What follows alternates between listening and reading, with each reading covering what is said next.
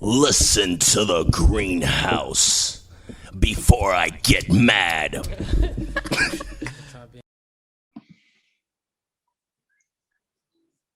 All right, guys. Back with Greenhouse Sports. We have a special interview for today. We have Julian McLeod here, by way of Florida, Miramar, Florida. Is that correct? Yeah, that's correct. South Okay. Florida. South Florida. Okay. I just want to just bring up some of your youth football experience growing up in Florida. You know, Florida is like a grounding, a breeding ground for athletes, especially football. So I just want to speak or touch on some of the influence you had growing up. Like, did you see some of the guys such as Ocho Cinco, Antonio Brown, some of those guys, even older guys like Michael Irvin, some of these guys that might have influenced you in your childhood? So I just want you to touch on that really quick. Yeah, man. Well, you hit on it. You know, down there, you playing football from age as soon as you can run a little bit. They gonna have you in some football down there. But with me, it was a little different. I played basketball. You know, I thought I was Allen Iverson. You know, Okay. thought I was out there hooping. I thought I had a little something. You know, but then I started growing. Crossover. My ass was a 6'7", so I was like, you know what? I ain't start playing football probably till like 8th grade. Okay. But really, Okay. I just watched my brother play the whole time, and I was like, man, once I stopped playing basketball, I was like, that's something I gotta try. Let me see if I like it. And I hated that shit at first, but just product of the environment, man. That's how I just ended up sticking with it, and it paid off for me. But that is a big thing. It's funny you mentioned Michael Irvin though, because he went to the same high school that I went to. I went to St. Thomas down there. Okay. A lot of them. That's a big alumni. You know, they always talk about him. Right. But just being down there was so crazy. Even at that high school, I was playing with, you know, Nick Bosa was on my team. Like before I got there, Joey Bosa was on that team. You know, and those them 2 first-round picks, Yeah, they probably gonna end up being Hall of Famers. You know what I'm saying? So like that off rip. Then the same year, it's a cap like Lamar Jackson running around at another school. Then you know you just got a whole bunch of talent down here, man. It's crazy. It's just year after year. So now before we jump into the Lamar Jackson conversation, because you guys, we're all about the same age. I believe he might be a year younger than you. Yeah, he might have been the same high school class as me, I think. Same class? Okay. Yeah. But before we jump into that, I just wanted to go back to some of your childhood memories. Now, Yeah. you say your brother played football before you, correct? Mm-hmm. So was it safe to say that basketball was your first love, or was that something that you just had the most fun doing at the time? I think that was just something I had to do at the time. So, like, with my mom, she kind of had us play, like, all types of sports growing up. So we tried everything. Like, my brother was even play hockey for a little bit. My uncle's a hockey coach right now. He's a head coach up in Maine. It's just so, like, I was around a whole bunch of sports, and basketball, like, me and my cousin, it was just like, it was something we were good at the time, and we just stuck with it and ran with it until it ran its course. And then after that, kind of adjusted. I was looking for something else to do. And then, I don't know, football's always an option down there. It's not like it's going wrong one part of the year. It's a year-round thing down there. So it was easy for me to leap into. And with my brother, he played high school ball, then went on to play at Memphis, and he played a little pro ball too. So seeing that growing up, always, like, that's an option because I seen him do it. So okay. Now jumping into going into your later years of your childhood. Now you start to get into football a little bit. You develop a little bit of a skill. Now, do you still have a hate for the game, or is it like you start to develop some talent, so you start to like it a little bit?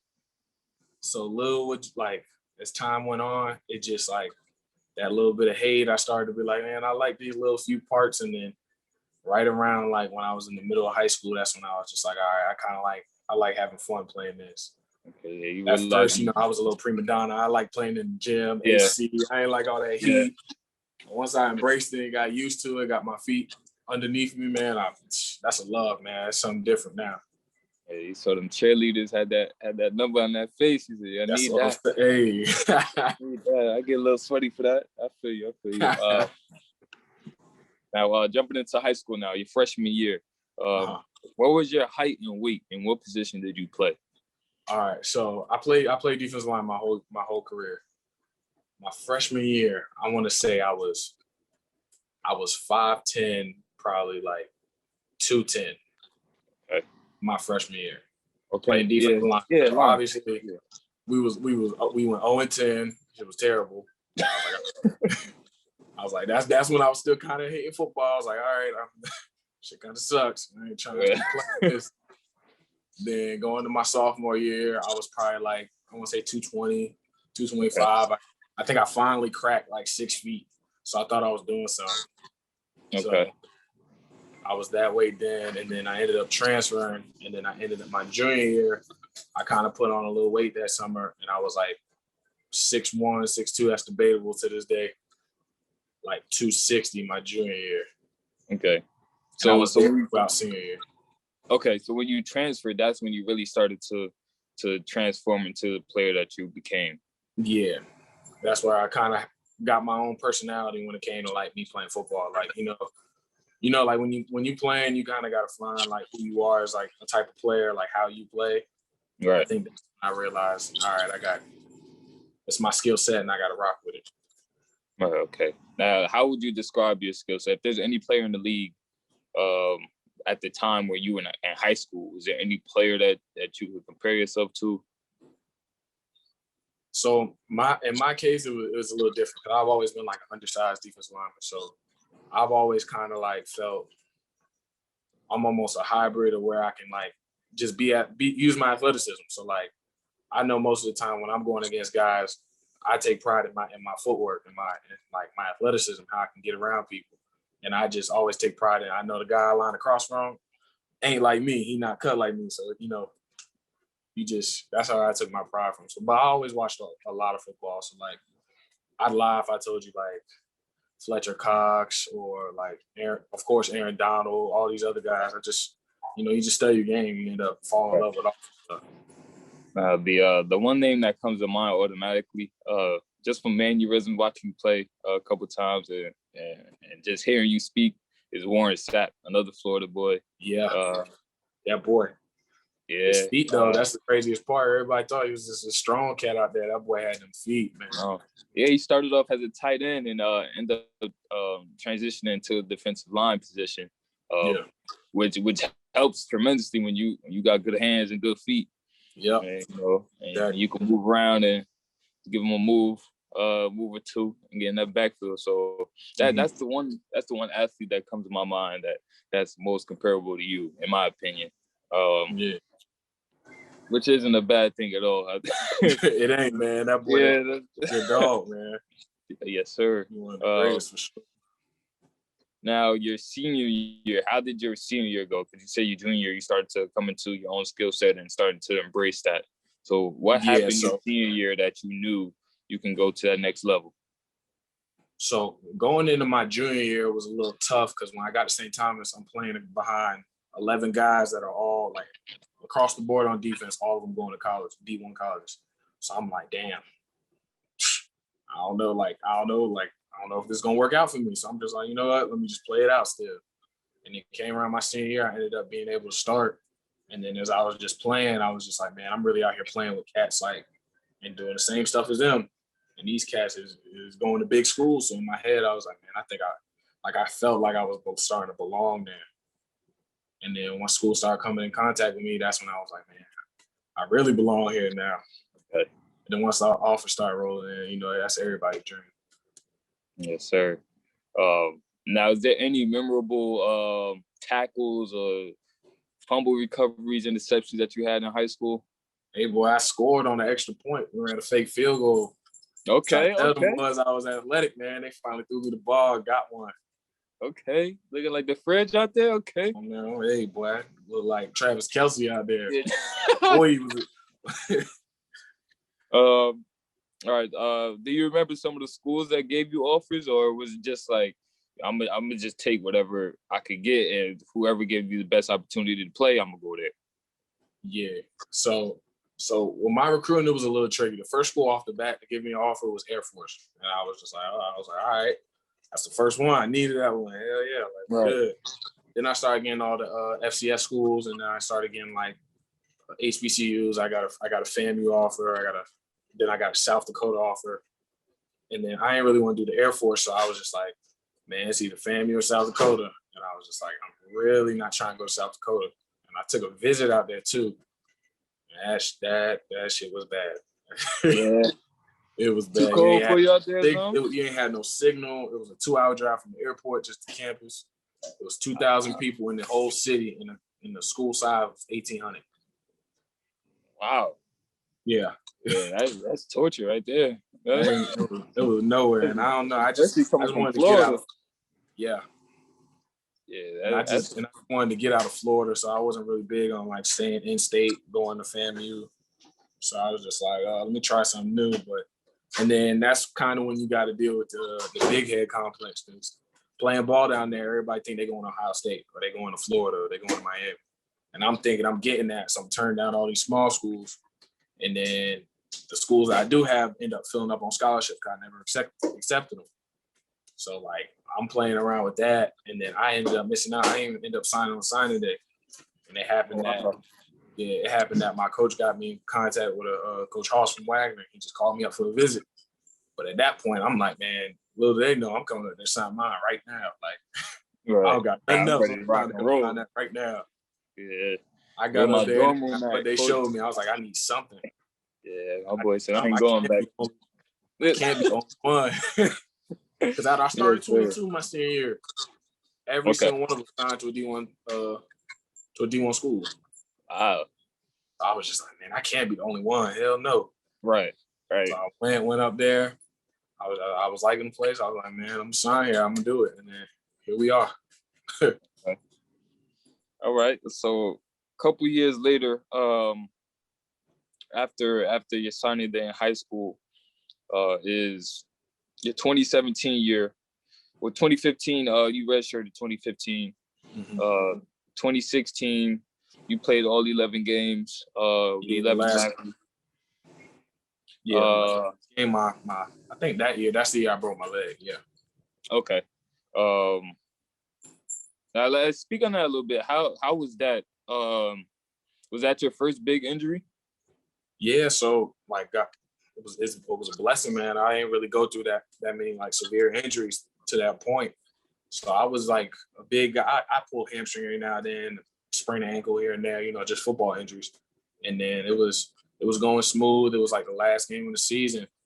And it was like the third play. I remember it was kind of like I got high load and my leg just got caught on the ground and it just gave out. And I was just like, man, at least it's it. At least it's the end of the season, man. I'm good.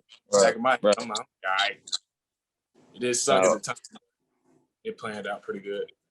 Okay. Now, coming off of that, was your mindset more of like, you know what? Let me go out there and show and prove that's nothing to me.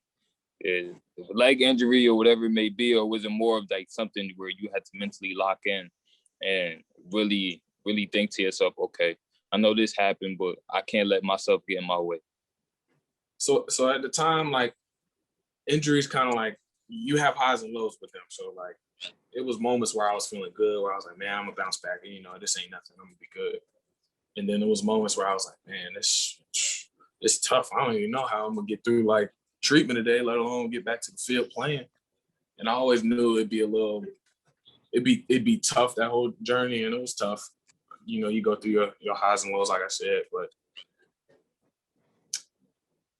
I don't know. At some point I was just kind of like, man, I'm gonna bounce back because I know how I am as a person. So I was like, man, I'm gonna just chopping the wood, another day at work. Hey, what's required of me today? I got to get my ankle better. So I don't got to worry about anything else. I was kind of happy I missed one of the workouts in spring ball anyways. Yeah.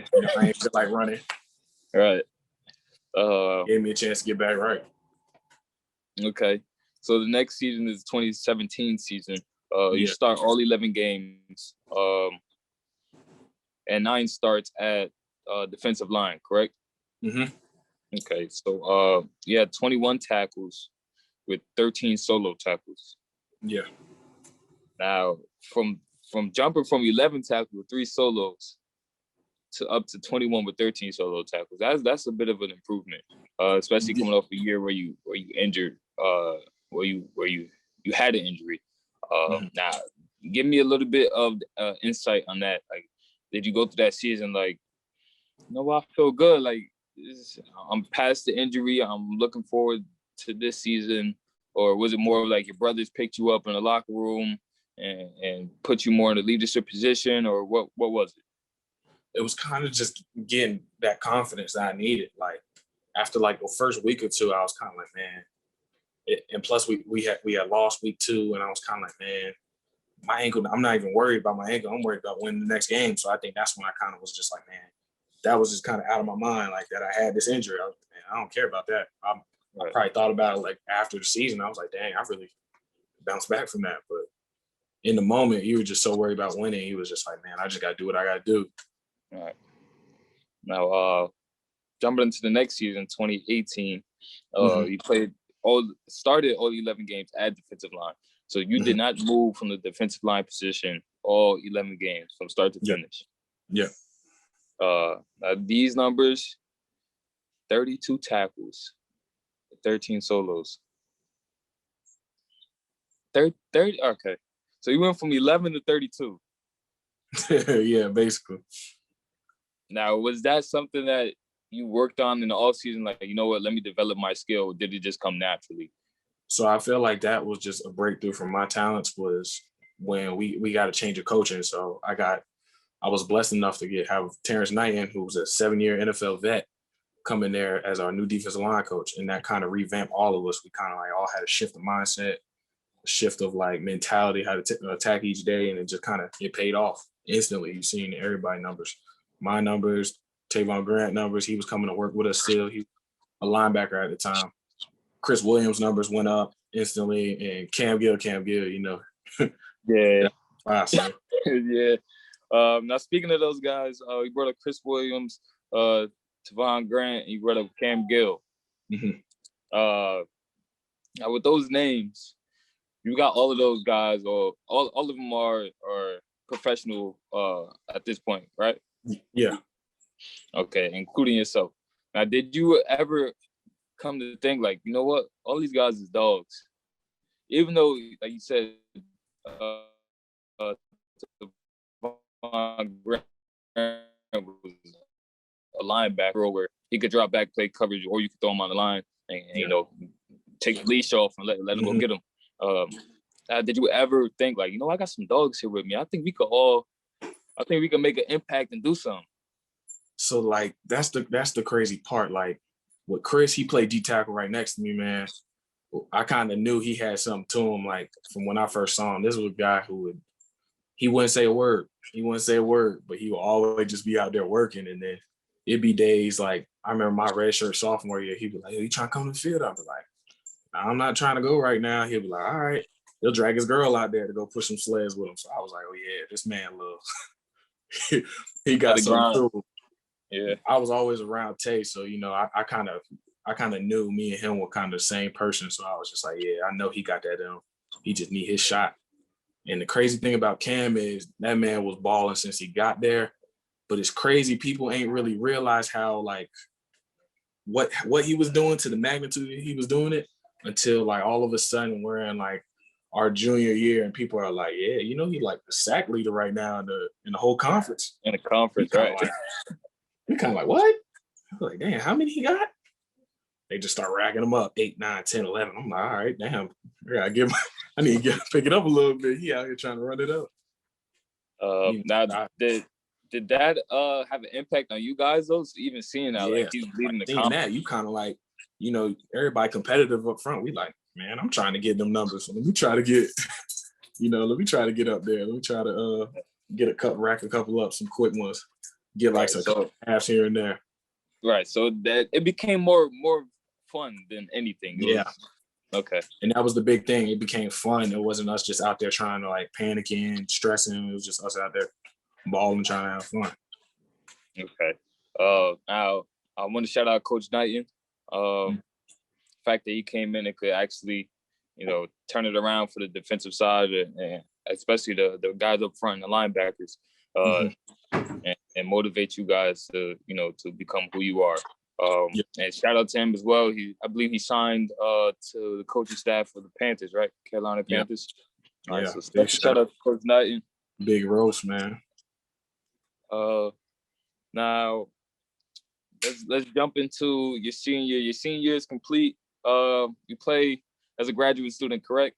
Yep. Okay. So you finish school. You finish your collegiate sports career. How do you feel at that point? Is it like, finally school is done?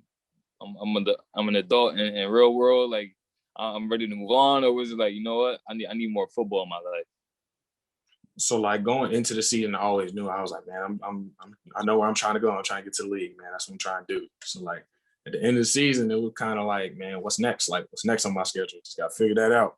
It was never really a phase where I thought like I was gonna be out of football. I was kind of like, man, I'm all in on this. So, You know? so school is Yeah. more of a void that you had to fill. Yeah, I say that. Okay. But my mom would be mad as hell right now. I was good in school. I can't lie. I was, Yeah. you know. Hey, that's the goal. Business. That's the goal for all of us, even the youth that we try to come in contact with. We always try to tell them, yo, school is important, man. The education matters, bro. It do. Whether you Real think good, about real it or not, even if it's to put you in a better position to meet a couple more people that you would never been able to meet. Yeah, it's important to get that done. It's crazy the connections you meet, man. You'll never know. You never know. Now, it's crazy.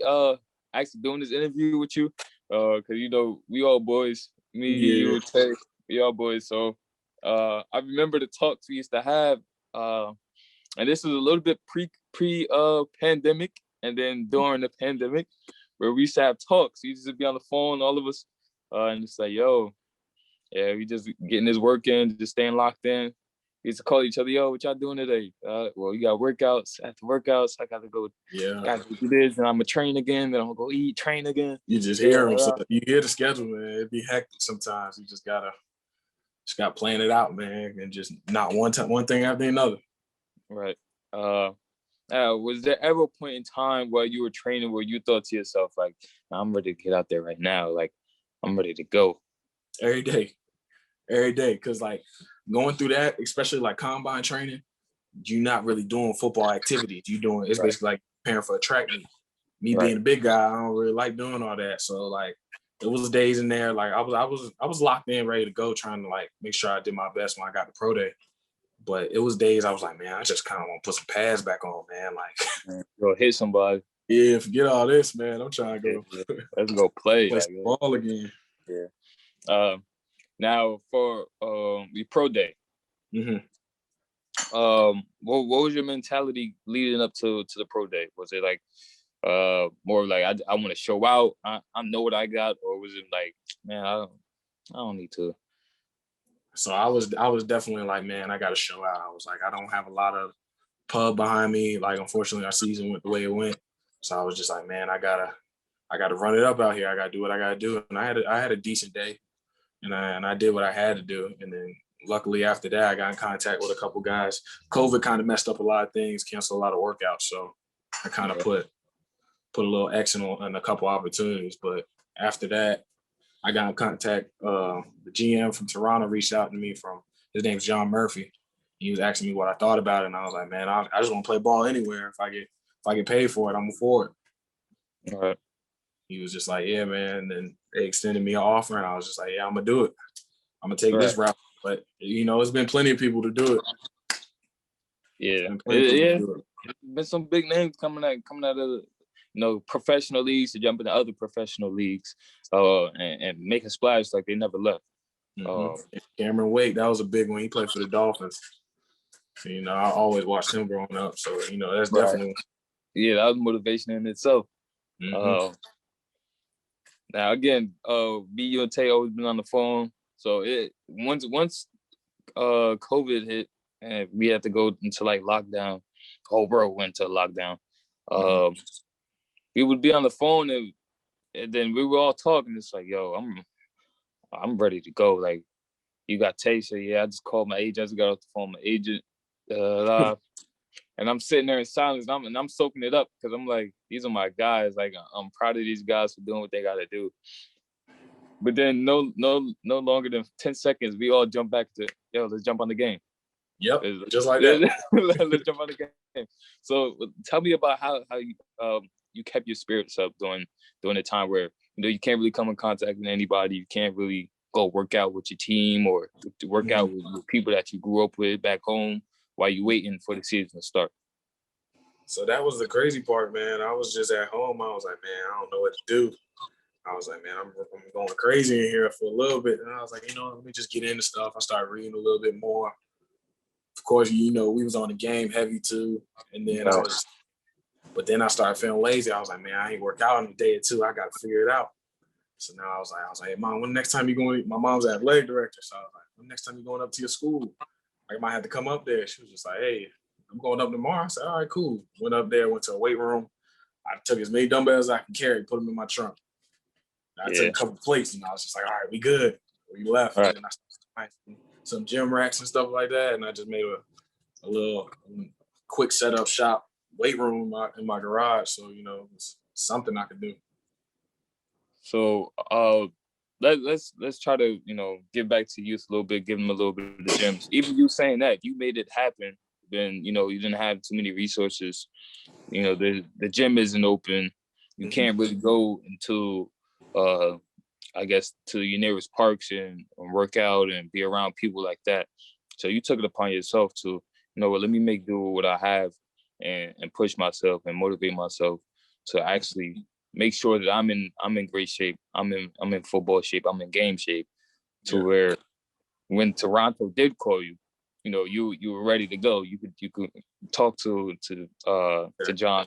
Hey, yeah, I'm ready to go. Like I'm locked in. You want to go right now? We can do it. Like, right.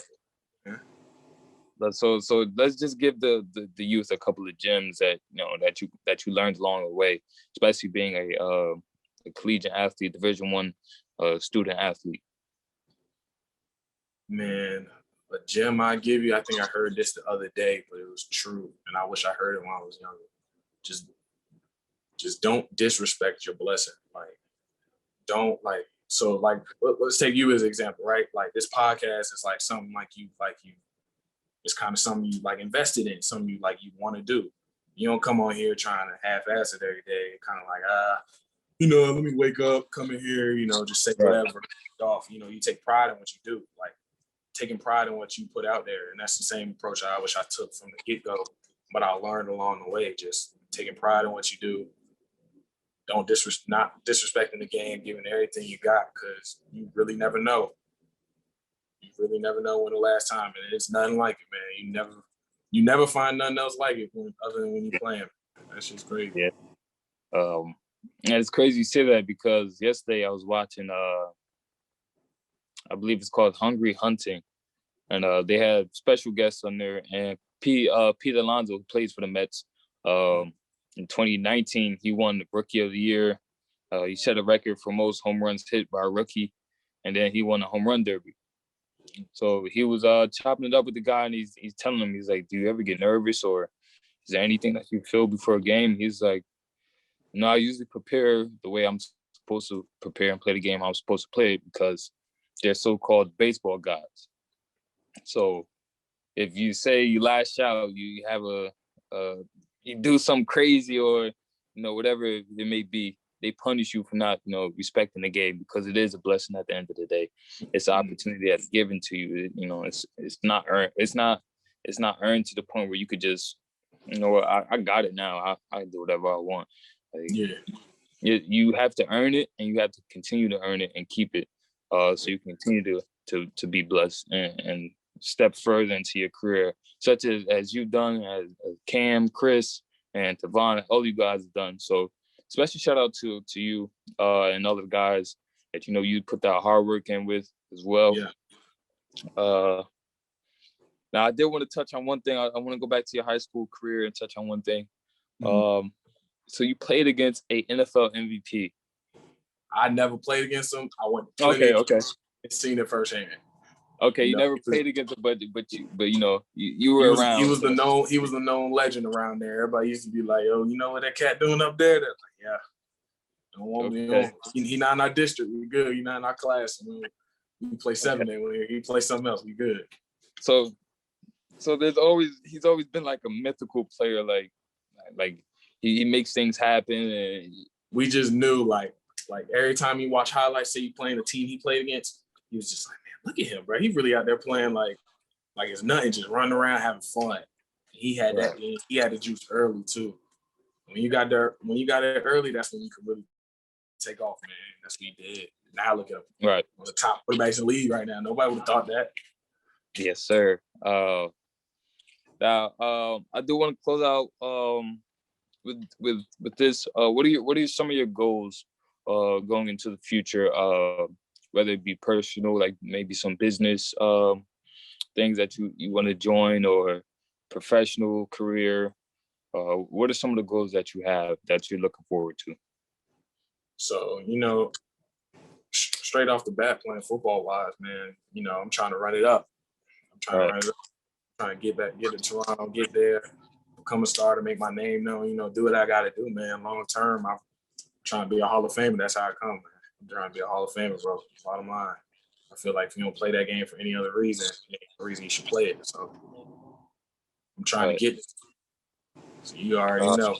Business wise, I would say I'm just trying to expand on that. I'm dabbling with stocks, dog coin going to the moon, trying to do this. Shout out dog. But I'm just trying to dibble and dabble and make sure I'm not just spending money, that I'm getting in, that I'm making it. Right.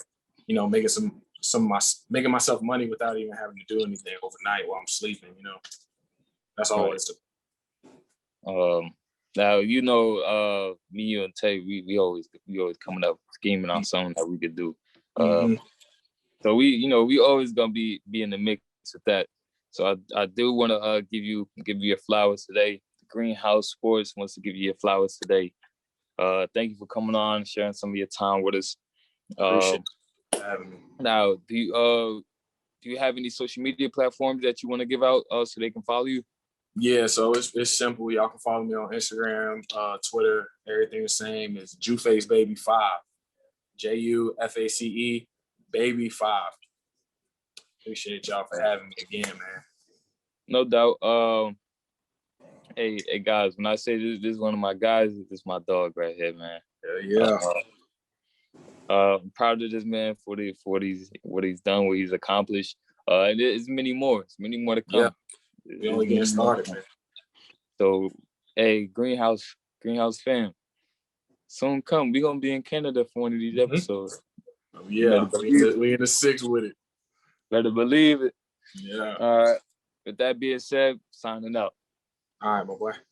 All right.